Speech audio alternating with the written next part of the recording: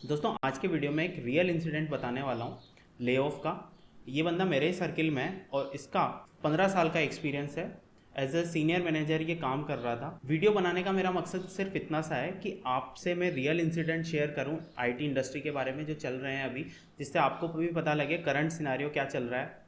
Of course आप ये चीज़ हो सकता है आगे न्यूज़ में भी पढ़ें, लेकिन मेरा मकसद सिर्फ इतना सा है कि आप करंट सिनारियो के बारे में मैं ज़्यादा से ज़्यादा बता पाऊँ ताकि आप भी प्रिपेयर रहें वर्स्ट के सिनारियो और बेस्ट के सिनारियो के लिए। तो बात है बेंगलोर की। ये बंदा बेंगलोर में काम कर रहा था और अभी रिसेंटली आपने न्यूज़ में पढ़ा होगा कि एक कंपनी ने एक दूसरी कंपनी को एक्वायर कर लिया इंडिया के अंदर ही जो कि काफ़ी कंपनीज करती हैं, इसमें कोई नई बात नहीं है, एक्विजिशन होते रहते हैं।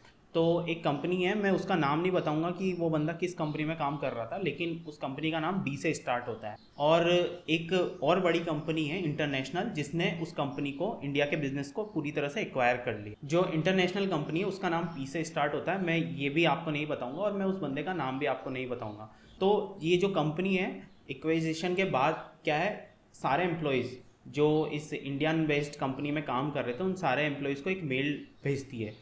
उस मेल में सीधा सीधा ये लिखा रहता है कि हम अब जो है एक्विजिशन के बाद क्या है ना, रोल्स को थोड़ा रीस्ट्रक्चर कर रहे हैं। बेसिकली ये एक नॉर्मल सा मेल होता है, सब लोग इसको पढ़ते हैं। लेकिन उस मेल के तुरंत बाद ही एक और मेल होता है जो सेलेक्टेड बंदों को ही जा पाता है।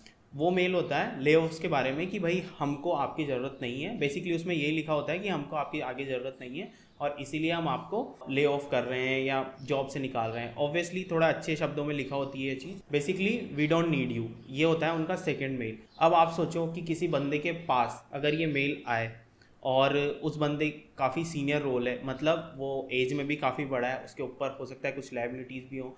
जो जिस बंदे की मैं बात कर रहा था उसके 2 बच्चे हैं और उसने घर का लोन लिया हुआ है, तो काफ़ी सारी लाइबिलिटीज़ हैं क्योंकि बच्चों की फ़ीस होती है, काफ़ी सारे खर्चे होते हैं। उसके बाद अगर उसको मेल आए कि आपको ले ऑफ कर दिया जाता है और आपको अभी नेक्स्ट मंथ से सैलरी नहीं मिलेगी, तो उसके मन में क्या गुजरेगी, ये समझने के लिए मैं आपको एक छोटा सा एक्सपेरिमेंट करने को बोलूँगा। आपको क्या करना है ना, जो भी आपकी सैलरी है 30,000, 50,000, 1 लाख, जो भी आपकी सैलरी है, आप क्या करो ना, जो भी नेक्स्ट मंथ जो सैलरी आएगी वो आप अपने किसी पर्सनल दूसरे अकाउंट में रख दो और कोशिश ये करो कि उसमें से एक भी रुपया खर्च नहीं करो। और ट्राई करो कि अभी तक आपने जितनी भी सेविंग है या जो भी पैसा आपके करंट अकाउंट में पड़ा है वही यूज़ करना है आपको नेक्स्ट 1-2 मंथ खर्चा चलाने के लिए। आपको 1 महीने के एक्सपेरिमेंट में, 2 महीने के एक्सपेरिमेंट में पता लग जाएगा कि ले ऑफ का मतलब क्या होता है और अपनी जॉब जाने का मतलब क्या होता है।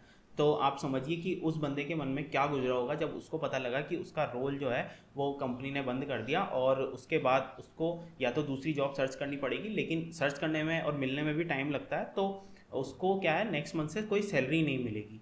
और इसीलिए मैं बोलता हूँ कि हमेशा आपको वर्स्ट के सिनारियो के लिए भी प्रिपेयर करना चाहिए, थोड़ी सेविंग अपने पास में रखनी चाहिए, क्योंकि अभी क्या है ना, मार्केट बहुत अनसर्टेन है। और अगर आपको जैसे मान लो ले ऑफ्स की वजह से आपको 2-3 महीने या हो सकता है इससे ज़्यादा भी टाइम लग जाए जॉब सर्च करने में, नई जॉब मिलने में, तो उस वक्त तक आप क्या करोगे। इसलिए वर्स्ट के सिनारियो के लिए हमेशा प्रिपेयर रहो, थोड़ी सेविंग अपने पास रखो ताकि अपना अब जो है खर्चा, लाइबिलिटीज़ का खर्चा, वो आप आराम से निकाल पाओ।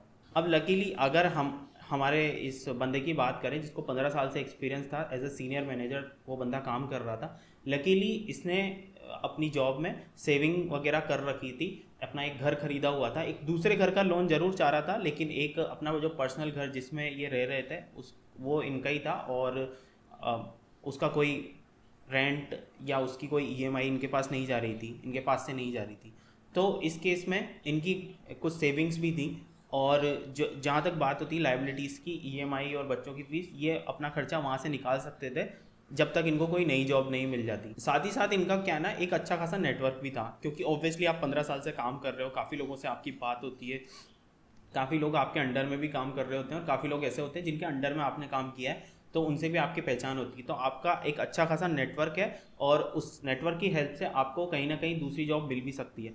तो मैं इसीलिए हमेशा बोलता हूँ कि आपको भी जहाँ पे भी आप काम कर रहे हैं, आपको हमेशा एक नेटवर्क बना के चलना है। आपको चाटुकारिता नहीं करनी है, लेकिन हाँ, आपको हमेशा अच्छे से ही बात करनी है दूसरे लोगों से, ताकि आपकी एक गुडविल, आपका एक गुड फेस, गुडविल हो और आपका मतलब नेटवर्क अच्छा हो, ताकि वो नेटवर्क जब भी कोई आपके साथ कोई बुरा सिनेरियो होता है तो उस बुरे वक्त में आपको नेटवर्क हेल्प करे थोड़ी। इस सारी स्टोरी से आप क्या सीख ले सकते हैं या आपको क्या समझ में आता है। देखो क्या हो रहा है ना कि जितने भी ले ऑफ्स हो रहे हैं मोस्टली उन लोगों के हो रहे हैं, 90% से ज़्यादा उन लोगों के हो रहे हैं जिनके पास कोई सॉफ्ट स्किल नहीं है या उनका रोल इतना इंपॉर्टेंट कंपनी को नहीं लगता था। सॉफ्ट स्किल से मेरा मतलब है कि उनको कोई जैसे कोडिंग रिलेटेड स्किल है या कोई नई वो अपने आप को अपग्रेड नहीं कर रहे हैं।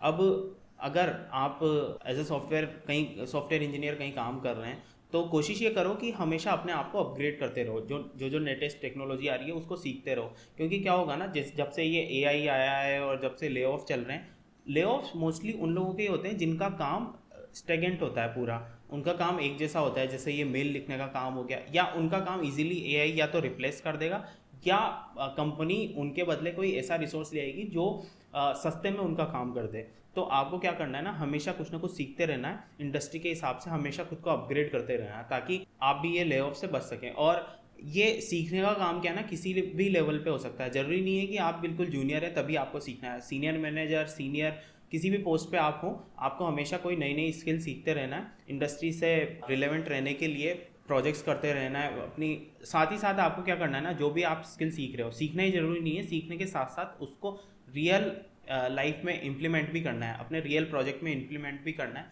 और साथ ही साथ अपनी करंट कंपनी जो है ना, उसमें अपनी ऐसी डिपेंडेंसी बनानी है कि आपको रिप्लेस करने से पहले कंपनी भी 10 बार सोचे कि यार हम इसे रिप्लेस कर देंगे, जो इसकी जगह नया बंदा आएगा वो एकदम से तो काम कर नहीं पाएगा।